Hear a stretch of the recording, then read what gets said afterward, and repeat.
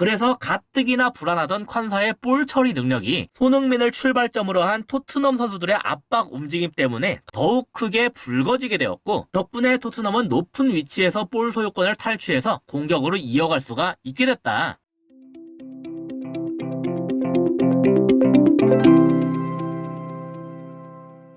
안녕하세요. 축구 보는 기자 축복입니다. 오랜만에 토트넘이 리버풀에게 1대0 승리를 가져가면서 카라바오컵 결승행에 한 발짝 앞서가게 됐는데요. 제일 먼저 느낀 건 선수들이 정말 엄청나게 뛴다는 것이었어요. 리그컵 트로피에 대한 간절함이 느껴졌었는데, 특히 압박을 하는 과정에서 그런 것들이 많이 느껴졌습니다. 그 중에서도 손흥민이 있는 왼쪽에서의 모습이 중요 포인트였는데, 그건 리버풀의 모습 때문이에요. 리버풀도 오늘 주전 멤버들을 상당수 출전시켰지만 오른쪽 센터백으로 나온 콴사와 오른쪽 풀백으로 나온 브래들리는 주전이 아니었습니다. 브래들리야 그래도 좋은 평가를 받고 있지만 콴사는 이번 시즌 동안 불안하다는 평가가 끊이지 않는 선수였어요. 공교롭게도 둘 다 손흥민이 있는 지역이죠. 사실 위치만 놓고 보면 콴사보다는 브래들리가 손흥민의 마크맨이 되는 것이 맞는데, 손흥민이 콴사를 마크맨으로 잡는 경우가 대단히 많았습니다. 지금도 리버풀이 완전히 최후방에서 자유롭게 볼을 넘기는 순간이었는데, 보시다시피 손흥민이 거의 솔랑키와 함께 투톱처럼 위치하고 있죠. 여기에서 콴사한테 볼이 가니까 바로 압박을 하러 들어갔어요. 브레넌이 상대적으로 뒤에 있는 것과 비교되는데요. 그렇다면 풀백인 브래들리가 비는 것 아니냐? 이럴 경우에 풀백인 스펜스가 올라와서 대신 잡아줬습니다. 당연히 오늘 이렇게 움직이기로 약속을 하고 나왔기 때문에 나올 수 있는 움직임이겠죠? 여기 그림만 보면 원톱 조타가 쭉 하고 내려오면서 자유로워 보이는데, 이렇게 채우는 움직임들은 미드필더들이 같이 잡아줬어요. 지금은 비수마가 조타 움직임에 맞춰서 올라온 셈이죠. 그래서 가뜩이나 불안하던 콴사의 볼 처리 능력이 손흥민을 출발점으로 한 토트넘 선수들의 압박 움직임 때문에 더욱 크게 붉어지게 되었고, 덕분에 토트넘은 높은 위치에서 볼 소유권을 탈취해서 공격으로 이어갈 수가 있게 됐다. 그래서 이거는 오늘 토트넘이 굉장히 용감하게 나왔다고 할 수 있었어요. 리버풀의 전개를 막기 위해서 거의 이런 식의 모습을 보였던 건데, 여기에서 여차하면 중미들까지도 쭉쭉 올라가야 됐기 때문에 롱볼이 투입될 경우엔 최후방 선수들에 대한 부담이 상당하게 됐거든요. 특히 정통 센터백도 아닌 그레이가 살라를 혼자 상대해야 되는데, 그러한 위험 부담을 감수하겠다는 선택이란 점에서 역시 대단히 용감하게 나왔다, 이렇게 평가할 수가 있겠죠. 다만 리버풀도 그냥 손 놓고 이걸 당하고만 있던 건 아니었어요. 지금도 보시면 아까와 비슷한 구도인데 반다이크를 솔랑키가 잡으러 가고 있죠. 손흥민은 약간 중앙으로 좁힌 상태인데 여차하면 콴사한테도 붙을 수 있는 거리를 유지하고 있는 중이에요. 그리고 다른 선수들은 각각 이런 식으로 하나씩 잡고 있는 중이죠. 여기에서 반다이크는 중앙에서 순간적으로 내려오기 시작한 메갈리스터한테 넘겼는데, 당연히 그의 전술적 마크맨인 베리발이 잽싸게 달라붙어서 뒤를 돌지 못하게 만들었어요. 그래서 유일하게 노마크 상태로 있는 골키퍼한테 백패스를 하도록 만들었습니다. 여기에서 이 다음 장면부터가 중요했는데, 먼저 베리발을 보면 메갈리스터의 패스길을 따라서 그대로 골키퍼까지 압박을 들어갔습니다. 메갈리스터한테 향하는 패스길을 차단하는 루트로 갔기 때문에 알리송이 직접 다시 돌려주기는 아주 힘들겠죠. 그래서 옆에 있는 콴사한테 넘기게 됐습니다. 둘째로 어쨌든 메갈리스터에게 지금 마크맨이 사라진 것 자체는 분명하기 때문에 주변에 있는 다른 선수들은 그쪽으로 투입될 가능성도 염두에 둘 필요가 있었어요. 그래서 클루셉과 손흥민이 모두 어디로든 붙을 수가 있는 위치에 머무르고 있는 건데요. 보시다시피 알리송이 콴사를 선택했기 때문에 손흥민이 즉각적으로 콴사를 잡으러 가게 됐습니다.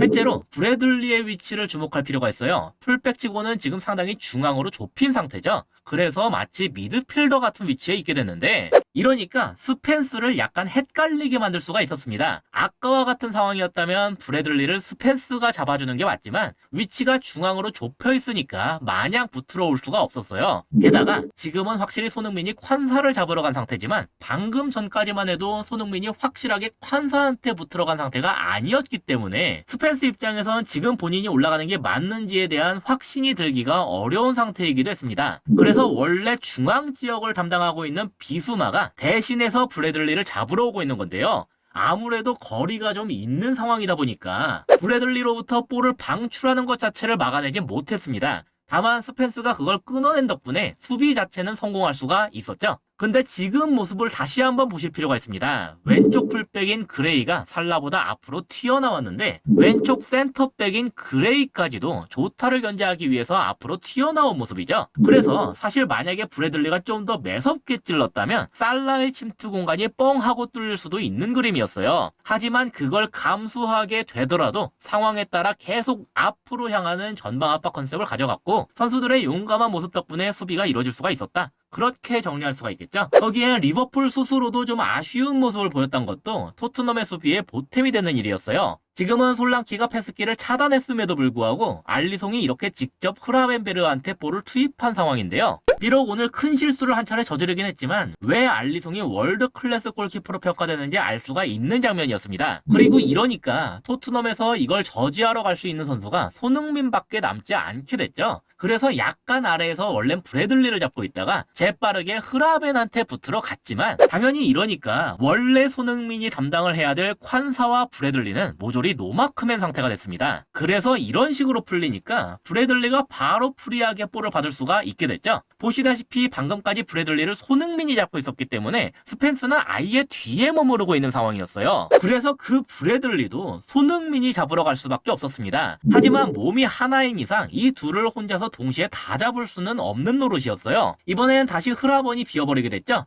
메갈리스터를 잡고 있던 쿨루셰이 대신해서 잡으러 좁히고는 있었지만 위치상 흐라벤보다 뒤에 있었기 때문에 이 루트를 잡아주지 못했습니다. 그래서 결국 그보다 뒤에 있던 베리발과 비수마가 잡으러 갈 수밖에 없게 됐죠. 하지만 이러면서 이 지역으로 크게 쏠리게 됐기 때문에 이번엔 또 다른 리버풀의 미드필더인 커티스 존스한테 어마어마한 공간이 열리게 됐다. 결국 골키퍼가 리스크가 있었음에도 솔랑키의 압박을 개인 능력으로 뚫어내 연결시킨 것이 이런 식의 연쇄적인 탈압박 작용을 일으키게 된 셈이죠. 다만 그럼 왜 리버풀이 스스로 아쉬운 모습을 보였다고 했냐? 기껏 여기까지 아주 잘 뚫어놓고선 이 이후로 속도감 있게 전개를 이어가는 것에는 번번이 실패했기 때문입니다. 방금까지 확보하고 있던 공간이 벌써부터 많이 좁혀진 걸 알 수가 있는데 이건 그만큼 여기에서의 볼 방출까지 시간이 오래 걸렸기 때문이에요. 덕분에 토트넘이 수비에 복귀할 수 있는 시간적인 여유를 약간이나마 가질 수가 있게 됐죠. 단적으로 지금 보시면 조타와 비수마 사이의 거리가 상당히 멀리 있는 걸 알 수가 있는데 시간이 오래 걸리니까 그 거리를 좁혀서 비수마가 조타를 잡아줄 수 있게 된 걸 확인할 수가 있습니다. 덕분에 포로는 온전하게 학포만 잡을 수가 있었고 리버풀이 좋은 탈압박 과정을 보였음에도 효과적인 공격으로 이어가지 못하게 만들 수가 있게 됐죠. 다만 그렇다고 해도 토트넘의 미드필더들의 체력적인 부담이 꽤 심한 상태였을 텐데 이러한 활동량을 꾸준하게 가져갔다는 것에 매우 놀랐습니다. 그래서 영상 초반에 선수들이 참 열심히 뛴다고 느꼈던 것이기도 하고요. 만약에 오늘과 같은 활동량을 유지할 수 있다면 다른 경기들에서의 모습도 기대할 수가 있을 것 같습니다. 오늘 영상에선 다루지 않았지만 골키퍼인 킨스키의 패스 능력도 도움이 많이 됐고 매번 재앙과 같다고 평가했던 드라구신조차도 오늘 전개에서 여러 차례 좋은 모습을 보이더군요. 이러한 퍼포먼스가 앞으로도 유지되길 바랄 따름입니다. 이상으로 오늘의 영상을 마치도록 하겠습니다. 시청해주셔서 감사합니다.